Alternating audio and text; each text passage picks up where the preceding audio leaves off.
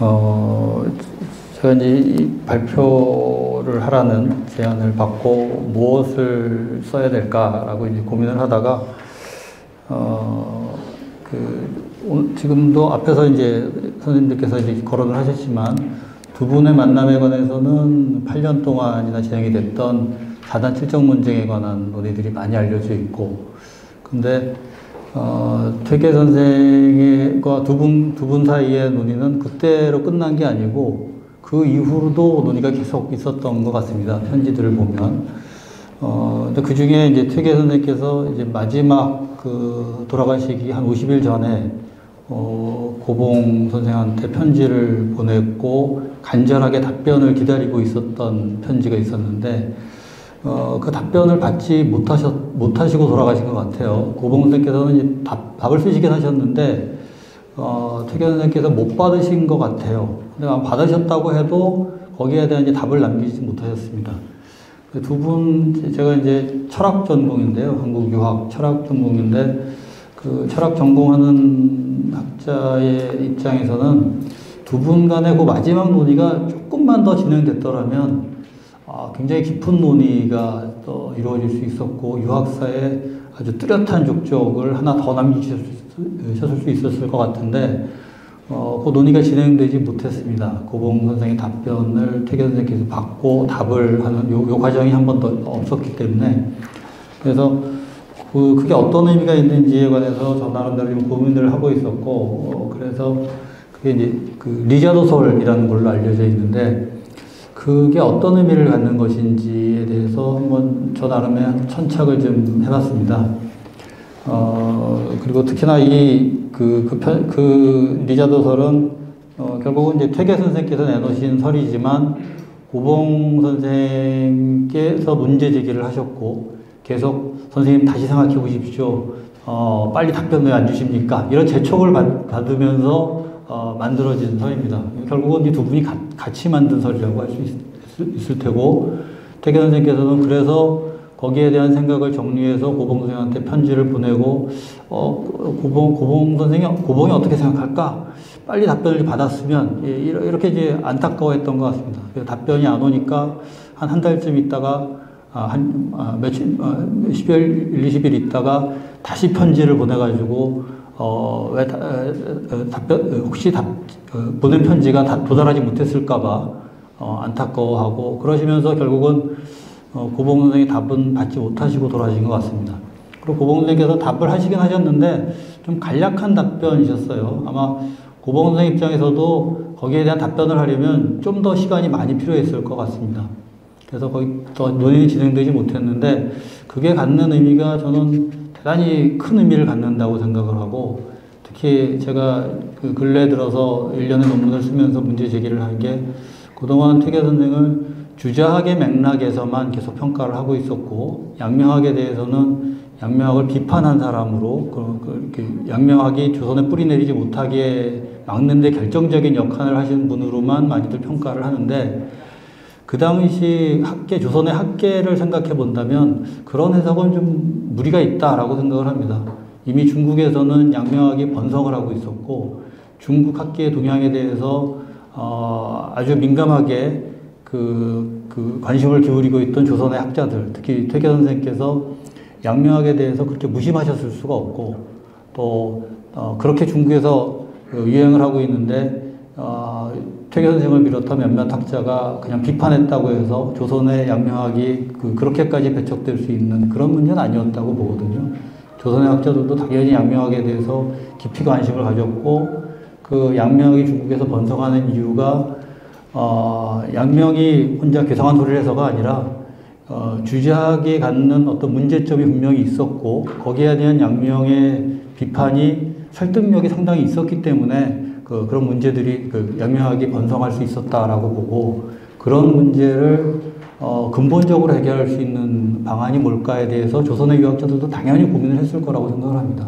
그 과정에서 퇴계 선생의 양명학 논변이라는 글도 나왔던 거고, 아마 그 맥락, 그런 문제의식 속에서 4단 칠정도 그렇고, 이 리자도설도 그렇고, 그런 문제의식 속에서 나왔던 거라고 저는 이제 추정을 하고, 최근에 그런 일련의 논문을 좀 쓰고 있습니다. 그 과정에서 논의를 조금 더 진전시켜서 이 리자 소설만 오늘 좀 집중적으로 좀 다뤄보려고 합니다. 그러다 보니까 좀 어렵습니다. 아주 철학에서도 아주 좀 깊은 논의이고요.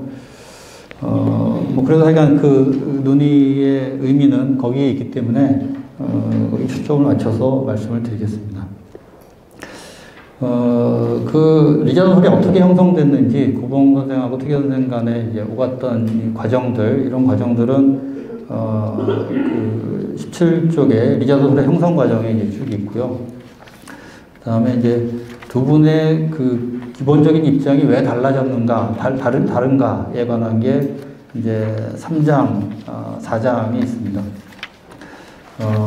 이 얘기는 좀 관심 있는 분들은 좀 읽어보시면 아주 어렵지는 않으리라고 생각이 됩니다.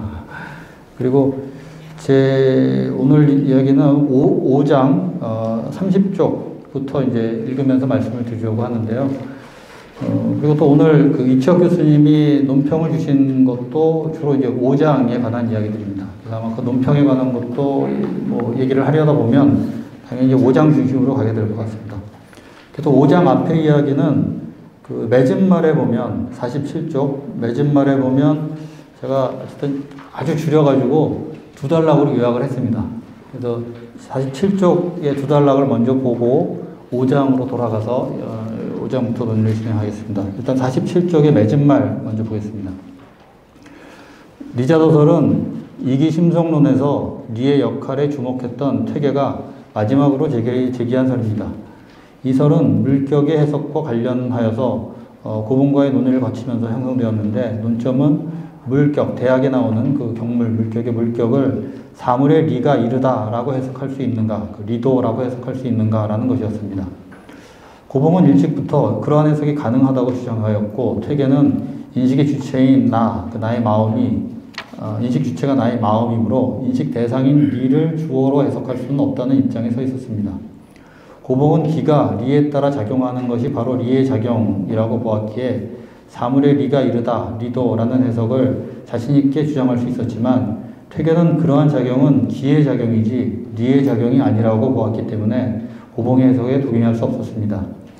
그런데 퇴계는 고봉이 보내준 리도의 관련 용례들을 받아보고는 관련 자료들을 더 찾아본 뒤에 생각을 바꾸게 됩니다. 그는 물격의 해석에서 고봉과 같이 주어를 사물의 리로 다시 보게 되었고 나아가 고봉의 리도보다 리의 역할을 더 강조한 명제인 리자도, 리가 스스로 또는 저절로 이르다라는 명제를 제시하였습니다. 물론 이때 리가 스스로 이르다라는 것은 고봉의 생각처럼 리 원리에 따라 기가 이르다라는 작용을 한다는 의미가 아니라 리가 직접 이르다라는 일종의 형이상학적 작용을 한다는 것이고 이 경우에 기의 매개적 혹은 도구적 역할에 대해서는 거론할 필요가 없다는 것이었습니다. 네, 그러면 이제 근데 여기서 이제 제가 다루려고 하는 건 그렇다면 왜 퇴계는 처음에는 리도라는 리가 이른다라는 해석을 받아들이지 못하다가 왜 그보다 더 강한 리가 스스로 또는 저절로 이르다라는 해석을 하게 되었는가, 그 계기가 무엇인가에 관한 것입니다. 거기에 관한 논의도 그 연구도도 좀 있는데 주로 이제 퇴계 선생님께서 이제 4단 7정에서부터 이제 리가 발하다라는 리의 역할에 대한 강조를 했다라는 맥락에서 이제 해석들을 했는데 저는 그 물격의 문제는 경물 물격의 문제는 사물의 리를 사람의 마음으로 인식하는 과정의 문제였기 때문에 그 과정에서 마음의 역할에 대한 생각의 어떤 변화가 리자도설이 나오게 되는 중요한 계기가 된다라고 보고 그러한 생각의 전환이 어떻게 이루어졌는가를 제 나름대로 이렇게 추론을 해봤습니다. 그럼 30쪽으로 가서 5장 물리의 인식과 마음의 역할이라는 부분을 보겠습니다. 퇴계는 고봉에게 보낸 리자도설 편지에서 자신이 생각을 바꾸게 된 계기에 대해서 밝히고 있습니다. 본래 주저의 리는 감정도 의지도 없고 계산하거나 헤아림도 조작도 없다. 라는 말을 문자 그대로 믿고 따르며 물격의 격을 물리지 극처 무부도 에서의 도의 주어를 물리의 격과 물리적 무부도에서의 도의 주어를 모두 나라고 여겼으나 고봉이 보내준 리도에 관한 몇 가지 용례들을 받아본 뒤에 주자의 글을 더 찾아보고는 생각을 바꾸게 되었습니다. 특히가 찾아보았다며 인용한 주자의 글은 다음과 같습니다. 그 뒤에 설명이 있으니까 인용문은 넘어가겠습니다. 자, 이 글은 대학 장구 보망장과 관련된 대학 홍문의 부분인데 공부의 관건이 마음과 리에 있다는 것입니다. 그런데 주자가 설명하는 마음과 리의 관계는 인간이 일상적으로 현상계에서 물체를 인식하고 경험한 것과는 다릅니다. 물론 공간적으로 사람의 마음은 사람의 몸 안에 있지만 리는 마음 안에도 존재하고 몸 밖의 사물에도 존재합니다. 기로 구성된 마음은 사람의 몸이라는 일정한 공간 안에 존재하지만 형이상의 보편 원리인 리는 공간의 제약을 받지 않습니다. 리는 온 우주의 모든 만물에 관통하는 보편 원리이므로 마음 안에도 존재하고 마음의 허령한 인식 능력은 바로 그 리에서 비롯됩니다. 마음은 인간 개체의 몸 안에 있으면서도 온 우주를 관통하는 보편 원리로서의 리의 특성을 가지고 있는 것입니다. 사물의 리는 마음이 담긴 몸 밖의 사물에 있지만 그것은 본래 마음의 본성으로서 부여되어 있는 리와 동일한 것이며 따라서 마음이 사물의 리를 인식한다는 것은 자신의 본성으로 부여된 리로부터 비롯된 마음의 인식 능력으로 외물에 있는 본래 자신의 리와 동일한 리를 인식하는 것입니다. 이처럼 마음과 사물 또는 그 사물의 리가 서로 다른 공간을 점유하고 있는 이질적인 것임에도 마음이 사물 또는 사물의 리를 인식할 수 있다는 것은 마음의 인지 능력이 바로 사물의 리와 근본적으로 동일한 리에서 비롯된다는 데서 근거합니다. 그런데 인식이라는 작용을 현상적 작용으로 본다면 그러한 작용은 순수한 원리인 리가 행할 수 있는 것은 아닙니다. 그 인식이라는 작용은 마음을 구성하는 기의 매개를 통해서 이루어지는 작용이라고 할 수 있습니다. 하지만 주자는 그것을 굳이 마음의 용이라고 할 필요가 없으며 리의 용이라고 하였습니다. 사물의 리는 사물에 존재하면서도 그 용은 마음 밖에 있지 않다고 설명하였습니다. 리체가 존재하는 공간과 용이 기능하는 공간이 다를 수 있다는 것으로 해석될 수 있습니다. 여기서 점검해야 될 문제들이 발생합니다. 마음과 리의 관계에서 그 공간의 문제, 또 리의 용과 리가 용의 작용을 할 때 마음의 역할과의 관계에 관한 것입니다. 먼저 마음과 리의 공간 문제에 관해서 말씀드리겠습니다. 퇴계는 1559년 8, 9월경에 문인 황준량과 강자 밖에는 무엇이 있는가라는 흥미있는 논제에 관해서 편지를 주고받은 적이 있습니다. 이것은 본래 주자와 문인들 사이에서 시작된 논의였습니다. 주자가 정호의 강자에 가득한 것은 측은지심이다 라는 명제를 언급하자 문인 강민표는 강자 밖은 무엇입니까? 라고 물었습니다. 강자란 것은 무엇인가를 담을 수 있는 공간을 내부에 지닌 물체를 의미합니다. 여기에서는 마음이 담길 수 있는 사람의 몸을 가리킵니다. 마음이 신체라는 일정한 공간에 한정되어 있는 것인가에 대해서 논의하기 위해서 피부로 둘러싸인 신체의 공간을 강자라는 용어로 표현한 것입니다. 그런데 이 논란의 발단이 된 정호의 말, 강자에 가득한 것은 측은지심이다 에서의 마음은 그냥 마음이 아니라 측은지심입니다. 측은지심이란 타인의 어려운 처지를 공감하는 마음이고 그것은 곧 본성인 인의 특성을 상징하는 마음입니다. 더 나아가 인이란 천지 만물을 하나의 몸으로 여기는 성향이고 만물이 생명력을 발휘해 나가도록 하는 천지의 마음, 곧 생이이며 이는 곧 우주 만물에 관통하는 보편 원리로서의 리의 가치론적 함의입니다. 피부로 둘러싸인 인간 개체를 상징하는 강자, 그 몸뚱아리는 물리적 공간으로 한정하기 어려운 마음과 리의 관계를 설명하기 위한 도구로서 사용된 개념입니다.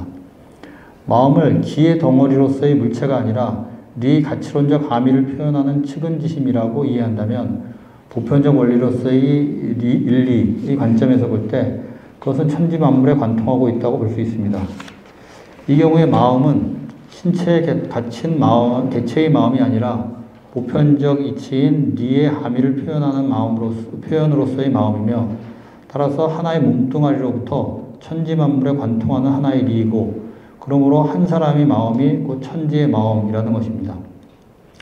그렇지만 그런 한편으로 다른 한편으로 보면 마음은 네가 부여되어 있는 것이지 네 자체는 아닙니다. 퇴계의 설명은 인용문 넘어가겠습니다. 마음, 측은지심은 몸뚱아리 안팎에 모두 통합니다. 마음은 보편적인 이치를 담고 있고 마음의 의미와 역할인 그 측은지심은 그 리로부터 비롯되는 것이기 때문입니다. 그러나 그 마음은 또한 개체의 마음이기 때문에 개체 안에 존재해야 합니다. 퇴계의 설명은 아마도 마음이 개체의 마음으로서는 신체라는 공간 안에 한정되고 보편적인 이치를 구현하는 마음이라는 의미에서는 신체라는 공간을 넘어설 수 있다는 의미일 것입니다. 퇴계는 이를 정자와 주희가 말하는 리일 분수로 다시 설명하였지만 그것은 순수하게 리의 관점에서 그렇다는 것일 뿐입니다. 퇴계도 아직은 마음이 공간의 한계를 넘나드는 원리를 명쾌하게 설명하지는 못했습니다. 마음이 몸뚱아리의 안팎에 두루 통한다는 것이 단지 심리적인 착각이나 주관적인 느낌일 뿐이라고 간주하지 않는다면 개체의 마음과 사물의 리가 각기 다른 공간에 존재하면서도 타자의 아픔에 공감하는 마음, 그 측은지심이 몸 밖에도 미치고 사물의 리의 용이 마음 안에서 이루어진다는 마음과 리의 그 메커니즘에 대한 좀 더 분명한 설명이 필요합니다. 여기서 신체 공간의 한계를 넘어서는 마음의 기능을 설명하려 했던 선구자로서 맹자를 상기할 필요가 있습니다. 정자는 맹자의 가장 중요한 공적으로, 여기서 정자는 아마 정의천일 겁니다. 그 가장 중요한 공적으로 두 가지를 들고 있는데 그 중에 하나는 공자가 언급했던 지 개념을 양기와 연관된 논의로 발전시켰다는 것입니다. 지란 마음이 가는 바, 즉 가치론적 지향성을 가진 마음을 의미하고 기는 물질 세계를 구성하는 진료를 뜻합니다. 맹자는 지와 기의 관계를 통해서 정신심리계와 그 신체 물리계의 상호작용을 설명을 합니다. 지가 기를 이끌고 기의 영향을 받아서 그 마음이 움직인다. 이런 설명입니다. 인용문 넘어가겠습니다. 맹자의 시대는 아직 성리학이 이기설이 성립되지 않았을 때였습니다. 맹자는 리 개념을 사용하지 않고 지 또는 심과 기의 개념을 사용해서 마음이라는 정신심리 영역과 기로 이루어진 신체 물리 영역이 어떻게 서로 영향을 주고받는지에서 설명합니다. 위 인용문에서 마음과 몸은 인간 개체를 구성하는 주 요소로서 마음은 생각, 의식, 심리, 가치 판단, 감정 등을 의미하는 개념이고 기는 몸을 구성하는 진료를 뜻합니다. 마음도 몸 안에 있으므로 기로 이루어져 있다고 볼 수도 있겠지만 그것은 훗날 성리학에서 이기술로 마음을 설명하는 방식입니다. 위에서 인용된 맹자의 말에서 마음과 기는 각각 정신, 심리와 진료, 물질의 의미로 사용됩니다. 여기서 기가 물질계를 구성하는 형이하의 개념인데 반해서 마음은 정신, 심리계를 담당하는 형이상의 개념입니다. 물론 맹자는 측은지심, 수호의심 등과 같은 도덕감정을 의미하는 개념으로도 그 마음을 사용한다는 점에서 훗날 성리학의 이기심성론에서 마음과는 별개로 도덕본성을 형이상, 도덕감정을 형이하로 구분하는 것과는 다소 차이가 있습니다. 맹자의 경우는 정신심리 영역과 신체 물리 영역을 구분하고 이것을 이처럼 마음 또는 지와 기로 설명합니다. 이 인용문에서 맹자는 제자인 공손취에게 마음과 기의 관계를 설명하고 있습니다. 여기서 지는 지향성을 가진 마음을 의미하고 기는 신체를 구성하는 진료를 의미합니다. 맹자에 따르면 마음은 기를 이끄는 역할을 하고 기는 신체를 구성합니다. 따라서 마음의 지향에 따라서 기가 작용을 하게 되지만 그 마음의 반대로 그 기의 상태로부터 마음의 영향을 받기도 합니다. 이는 사람의 생각, 의지에 따라서 신체를 움직이고 신체의 상태나 움직임이 다시 생각과 심리에 영향을 주는 현상에 대한 관찰을 바탕으로 한 설명일 것입니다. 물론 이것은 한 사람이라는 위기체 내에서 이루어지는 마음과 몸의 관계를 설명하는 것이므로 한 생명체의 메커니즘이라고 이해할 수도 있습니다. 그러나 기는 한 사람의 몸만 구성하는 것이 아니므로 마음이 기에 영향을 줄 수 있다면 마음의 영향권은 한 개체의 신체에 한정되지 않을 수 있습니다. 그 다음에 맹자의 인용문인데요. 이건 읽어보겠습니다. 어떤 것을 후현직이라고 하는지 감히 여쭙니다. 맹자께서 말씀하셨다. 설명하기 어렵습니다. 그 기는 지극히 장대하고 지극히 굳건하므로 바르게 키워서 손상됨이 없으면 천지간을 가득 채웁니다. 그것은 그 기가 의, 도와 합치하기 때문이며 그렇지 않다면 뭔가 만족스럽지 못하고 허전함이 있습니다. 이는 의를 축적해서 생겨나는 것이지 갑자기 밖에서 오는 의를 취하는 것이 아닙니다. 행위가 마음에 뭔가 흡족하지 않음이 있으면 만족스럽지 못하고 허전한 것입니다. 맹자가 나는 말을 잘 이해하고 나의 호연지기를 잘 기른다 라고 말하자 공선추는 그 호연지기에 대해서 구체적인 설명을 요청하였고 위인영문은 그에 대한 맹자의 대답입니다. 맹자는 나의 호연지기를 잘 기른다고 하였는데 그 개는 개체의 신체 공간에 한정되지 않습니다. 호연지기는 지극히 장대하고 지극히 굳건해서 잘 기르면 천지간을 가득 채울 수 있다고 합니다. 그런데 그 기는 의, 도와 합치할 때 그렇게 천지간을 가득 채울 수 있지만 그렇지 못할 때는 천지간을 꽉 채우기에 뭔가 만족스럽지 못하고 허전함이 있습니다. 맹자는 그것을 포만감과 대비되는 뇌, 굶주림, 공복감, 허전함 이런 걸 의미하는 뇌라는 개념으로 표현하였습니다. 맹자는 이 기가 마음에서 의를 축적해서 생기는 것이지 의가 밖으로부터 획득되는 것이 아니라고 했습니다. 의를 축적해서 호연지기가 생긴다는 것은 주자가 설명하듯이 자신의 판단 또는 행위가 도덕적 가치와 합치된다고 할 때 호연지기가 증강된다는 의미로 이해할 수 있습니다. 그래서 자신의 판단 행위가 먼저 마음에 흡족하지 못함이 있으면 허전하게 된다고 표현하였습니다. 맹자는 자신의 성향과 강점 등에 묻는 제자 공선추와의 대화 속에서 이렇게 심리계와 물리계의 관계를 설명하였는데 그 설명은 맹자 자신의 경험과 느낌을 토대로 하고 있습니다. 누구나 경험하는 구체적인 현실과 현상으로부터 인간 사이의 보편적인 질서와 가치를 이끌어내는 것은 맹자의 탁월한 강점이지만 그의 설명은 기본적으로 일상에서의 경험을 기반으로 하며 그의 추론은 일반인이 자신의 통상적 경험을 통해서 납득할 수 있는 수준을 넘어서지 않습니다. 지와 기의 관계에 대한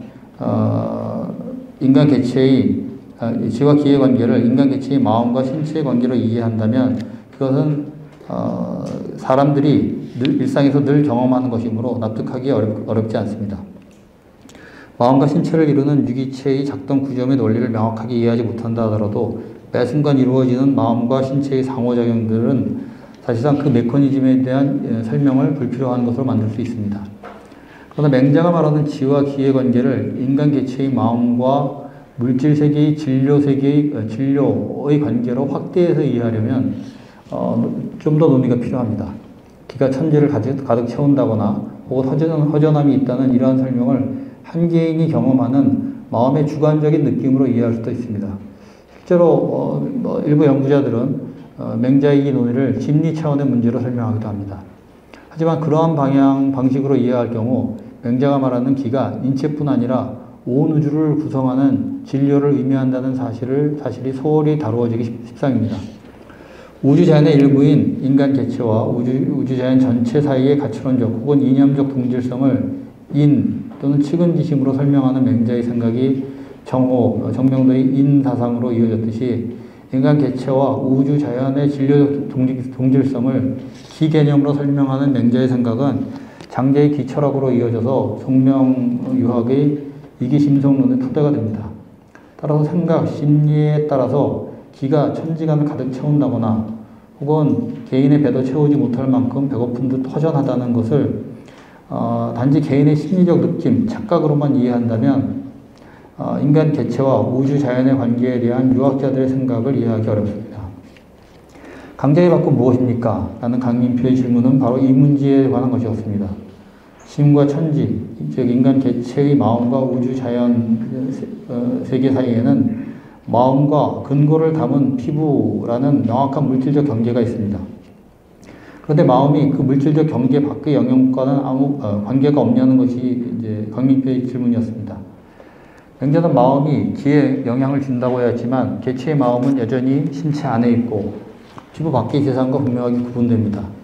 물론 그 사이를 이어주는 통로로서 감각기관과 추론 능력이 있지만 그것은 개체의 신체 내에서 이루어지는 인지 과정에 속하고 피부 밖의 사체들이 개체의 감각기관과 추론 능력을 통해서 온전히 인지되는지에 대해서는 분명하게 확인할 수 없는 현대 이직론에서도 남아있는 과제입니다. 맹자는 신체 물리계에 속하는 기와 정신심리계에 속하는 마음 사이의 관계를 잇는 도구적 개념으로 의와 도를 사용하였습니다. 인간 개체가 증강시킨다는 기가 신체의 한계를 넘어 천지간을 꽉 채울 수 있는지의 여부는 마음과 의, 도와의 합치 여부에 달려있다는 것입니다. 여기서 의와 도는 가치론적 성격의 개념입니다.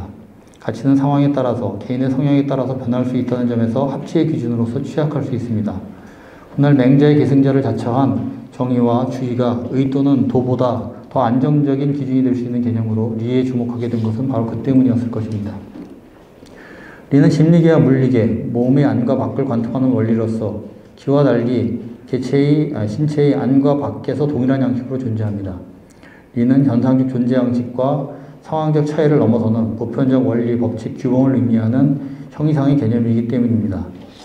맹자가 그 기의 작용이 의도와 합치한다 라고 했을 때 의도는 가치론적 의미이고 그것은 주로 마음의 관점에서의 표현입니다. 그러한 의미에서 이와 관련된 맹자의 논의에 대해 일부 학자들이 심리적 작용의 관점에서 논하는 것은 일면 타당할 수 있습니다. 그러나 정주학에서 리는 기와 짝이 되어서 물리계를 설명하는 존재론적 개념이며 동시에 도덕적 질서의 의미를 포함하는 것으로 규정되어서 맹자의 의도와 같은 가치론적 의미를 점하는 것으로 규정됩니다. 다시 말하자면 정주학에서 핵심 개념으로서 사용되는 리는 존재론적 기반을 가진 가치론적 개념, 즉 형이상의 원리, 법칙, 규범임에도 불구하고 사람이 보고 만질 수 있는 현상계의 물체처럼 어쩌면 그보다도 더 훨씬 견고하고 영원 불변의 존재로 간주되는 가치 개념이라는 것입니다. 그런데 퇴계는 리 관점에서 보면 측은지심이 강자의 안팎에 모두 존재한다고 설명하였지만 보편 원리인 리가 강자의 안팎에 모두 관통하고 있다는 것과 측은지심이 강자의 안팎에 모두 있다는 것은 엄밀한 의미에서 같지 않습니다. 퇴계가 논의의 이론적 기반으로 삼고 있는 정주학의 이기설로 보면 측은지심은 도덕 감정이고 리가 기라는 매개체를 통해서 그 특성을 현상으로 드러내는 것입니다. 리의 순선, 완전, 보편성을 강조할수록 그것이 개체 안에 있는 마음의 신체적, 진료적 제한성과 대비됩니다. 왕수인이 주자의 이기심성론에 대해서 마음과 리를 둘로 나눈다고 비판한 것은 바로 이 점을 겨냥한 것이었습니다. 인식, 판단, 사려 등의 마음의 활용한 능력이 리로부터 비롯되는 것임에도 주자의 입장은 리를 인식의 대상으로 상정해서 인식 주체로서의 마음과 리를 대립시켰다는 것입니다. 자, 그 다음은 리의 용과 마음의 역할에 대해서 보겠습니다. 리는 비록 만물에 흩어져 있으나 그 용의 미묘함은 사실상 한 사람의 마음밖에 있지 않다라고 하였지만 정주학의 이기심성론에서 리와 심은 명확하게 구분되는 개념이며 리와 심은 다른 방식으로 존재하고 기능합니다. 리는 순선하고 완전한 원리, 법칙, 규범을 의미하는 형이상의 개념이고 마음은 리에서 비롯된 본성을 기 안에 담고 있는 형이하의 양식으로 존재하고 작용합니다. 그런데 경물 물격에서 문제가 되는 리는 마음의 기 안에 담긴 리가 아니라 마음의 인식 대상인 사물의 리입니다. 주자는 체형의 논리를 사용해서 사물의 리 자체는 사물에 존재하지만 사물의 리의 용은 마음 밖에 있지 않다고 설명하였지만 사물이라는 형이사학적 존재 안에 위치한 리가 마음이라는 다른 공간에서 작용을 한다는 것은 물리계의 공간 개념에 익숙한 사람들에게 쉽게 납득될 수 없었습니다. 이 문제가 계속 논란이 된 것은 대부분 학자들이 사물과 마음 사이의 물리적 간격을 리의 용이라는 주제의 설명만으로는 쉽게 건너뛸 수 없었기 때문일 것입니다. 퇴계 역시 사물의 리가 그 물리적 간격을 넘어서 작용한다는 설명을 납득하지 못해서 오래 고민을 했던 듯합니다. 오히려 고봉은 그 공간의 간격을 대수롭지 않게 여겼고 리가 이르다, 리도라는 명제가 가능하다고 주장하였습니다. 아마도 그것은 고봉이 리발을 기지순리발, 기가 리에 순종해서 발현되는 것, 그게 바로 리의 발이다 라고 고봉은 이해했었고 그런 고봉의 이해 맥락에서 이해할 수 있습니다. 기가 리의 원리와 기준에 따라서 작용하는 것을 리의 용이라고 이해한다면 그러한 의미에서 리가 이른다 혹은 리가 발현한다 그 등의 명제가 성립되지 못할 이유가 없다고 여겼을 것입니다. 그러나 퇴계는 그러한 고봉의 이해가 기의 발을 리의 발로 간주한 것이지 진정으로 리의 발현을 이해한 것이 아니다라고 비판한 바 있었습니다. 퇴계는 리가 기의 작용을 통해서 표현된다는 그러한 의미에서의 리의 용이 아니라 그러한 기에 의해서 드러나는 현상적 작용을 이루어내는 리 자체의 역할, 즉 일종의 형이상학적 작용을 설명하려 했던 듯합니다. 연비하여 설계가 날고 물고기가 뛰노는 것과 같은 그런 현상이 드러나도록 하는 원리, 법칙, 규범의 역할을 직접 언어로 표현하기 위해서 고민하였다는 것입니다. 사실 정주학 이기론의 일반 원칙에 따르면 보편적인 원리, 법칙, 규범은 언제 어디서나 존재할지라도 그것이 연비의학과 같은 현상으로 드러나는 것은 진료인 기를 통해서 설명되어야만 합니다. 더욱이 그러한 현상에 대한 인식은 감각기관을 통해서 이루어집니다.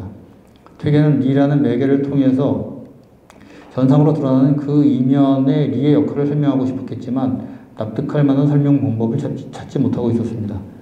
그러던 중에 고봉은 리가 이르다, 리도와 같은 관련된 용례들까지 찾아서 보내주면서 물격에 대한 해석을 제고해 볼 것을 수차례 요청하였고 공교롭게도 마음이 사물의 리 자체를 인식하는 것이야말로 형이하학적인 감각 자료들을 필요로 하는 감각기관의 매개를 배제하고 리의 기능을 설명할 수 있는 좋은 소재가 될 수 있었습니다. 그러나 언제 어디서나 존재하는 리는 감각적 인식이 아니더라도 어떤 방식으로든 설사 어떤 형이상학적 방식으로라도 드러날 계기를 필요로 합니다. 보편적 원리, 법칙, 규범은 그 계기에 따라서 각각 다른 방식 혹은 양식으로 드러날 것이기 때문입니다. 여기서 퇴계는 마음의 역할에 주목하게 됩니다. 그는 전심전력으로 사물의 리를 인식하려고 애를 쓰다 보면 어느 순간 리가 스스로 또는 저절로 내 마음에 이르게 되므로 그 마음의 노력이 부족할 것을 걱정해야지 리가 이르지 못할 것을 걱정할 필요가 없다고 설명하였습니다. 마음이라는 인식 주체가 전심전력으로 사물의 리를 인식하려고 노력하려는 과정을 통해서 사물은 신체 밖의 공간에 존재하지만 그 사물은 나의 사물이 됩니다. 대상 사물이 나의 마음의 지향에 포착됨으로써 신체 밖의 공간에 존재하지만 나의 사물로서 인지된다는 것입니다. 이것은 바로 그 왕陽明이 사물을 의지 소재, 의가 지향하는 바라고 규정하는 것과 유사하지만 그 퇴계가 주목하는 것은 의지 소재가 되는 모든 사물이 아닙니다. 오직 전심전력으로 의지 소재가 되는 사물, 그리고 그 사물의 리입니다. 퇴계가 내 마음의 노력이 부족할 것을 걱정해야지 네가 이루지 못할 것을 걱정하지 말라고 하듯이 마음의 노력은 내 마음과 물리 사이의 모든 장애와 매개를 배제하고 오로지 마음과 리가 직접 마주하는 장을 마련합니다. 그 노력은 경건한 집중, 그 경을 통해서 사역과 주관성을 배제하고 내재된 본성으로서의 리로부터 비롯된 마음의 인식 능력이 직접 사물의 리를 마주하기 위한 것입니다.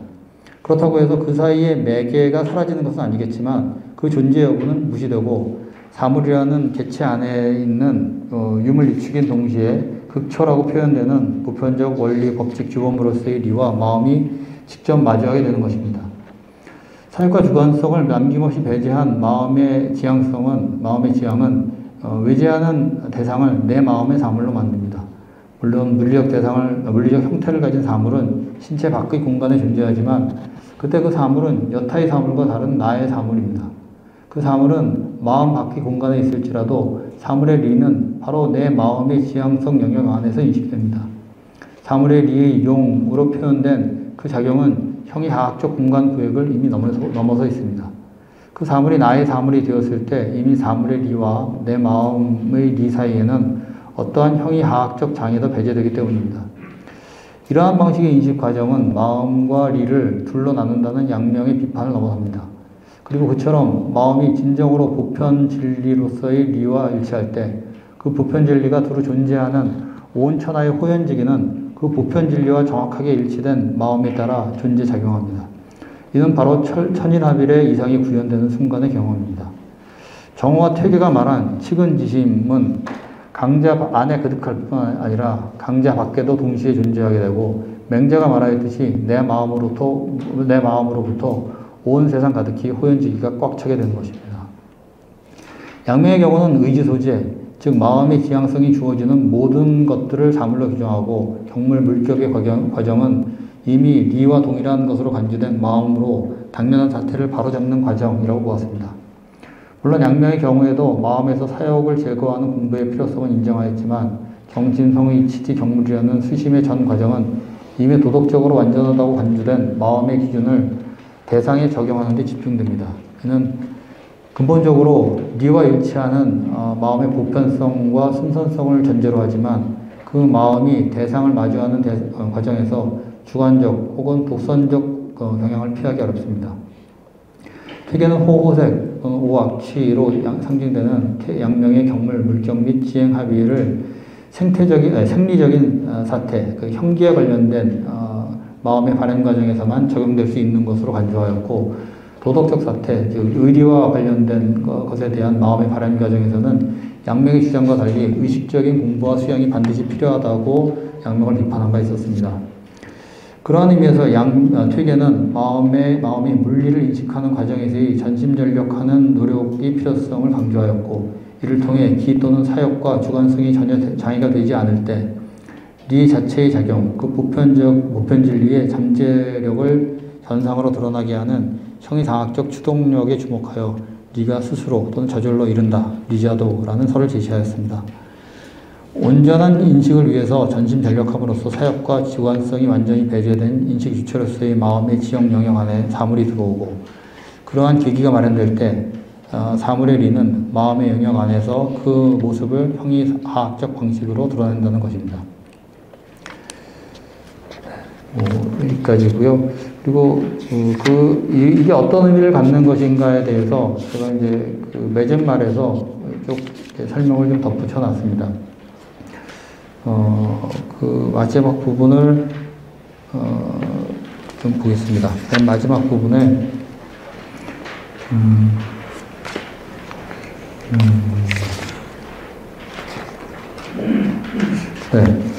지금 이제 양명에 관해서 얘기한 부분하고 이어지는 부분인데, 48쪽 마지막 밑에서 세 번째 줄부터 보겠습니다. 자, 양명은 사물을 의지 소재라고 규정함으로써 사물을 마음이 지향하는 대상으로 한정하고, 경물을 리와 일치된 마음으로써 사물을 바로잡는 것이라고 규정함으로써 마음과 리를 하나로 통합하는 방안을 제시하였습니다. 이제 주자에 대해서 마음과 리를 둘로 대립시켜서 놓는다라고 비판하면서 자신은 하나로 통합시켰다는 것이죠. 하지만 이제 그럴 경우에 마음의 지향이 주어지는 모든 것들이 대상으로서의 사물이 되고, 그러한 사물에 대한 인식과 행위 과정은 마음의 주관성 혹은 독선에 의해서 왜곡될 가능성이 쉽게 노출됩니다. 주관성과 독선을 최대한 배제함으로써 개인의 가치관이 자연의 보편 질서와 일치하도록 하는 것이 유광학을 포함한 성리학의 공부 목표라는 사실을 고려할 때 퇴계는 이러한 양명의 방식에 동의할 수 없었을 것입니다. 퇴계는 오랜 고심 끝에 리자도설, 즉 전심전력으로 리를 인식하려고 노력할 때 리가 스스로 마음에 이른다는 설을 제시하게 됩니다.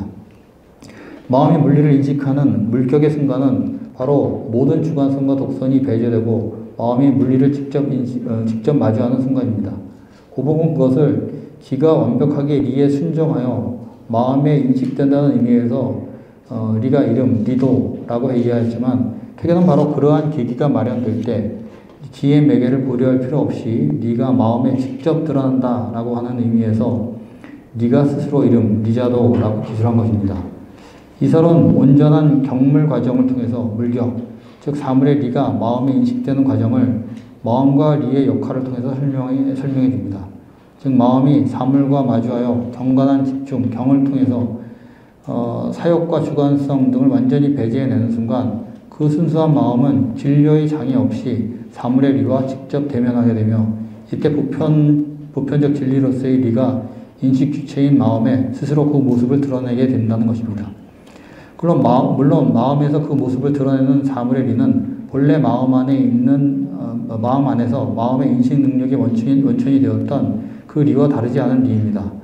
이때 마음에 인식되는 리, 마음 안에서 그 모습을 드러내는 리는 리가 스스로 이른다라는 명제를 통해서 공간의 격절을 넘어서 기능하는 리의 형이상학적 작용을 의미하는 것으로 작용을 하는 것으로 설명됩니다.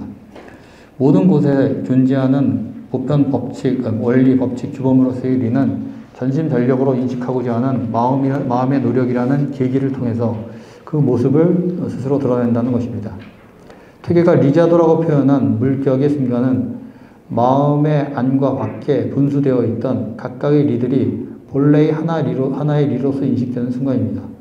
그러한 의미에서 퇴계의 리자도설은 마음과 리를 분리한다는 주자에 대한 양명의 비판을 극복하고 더 나아가 양명의 주관적 편향성을 넘어선 이론으로서 유학사의 중요한 성취라고 평가할 수 있습니다.